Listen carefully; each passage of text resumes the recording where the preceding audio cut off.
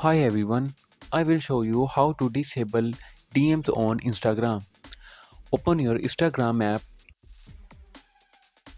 go to your profile, then tap the three lines on the top right, tap settings and privacy, go to the notifications and tap the messages, then turn off the message request.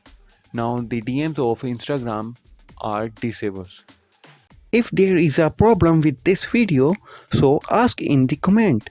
Any problem related to social media and internet, let us know in the comment bar so we can make a video on it.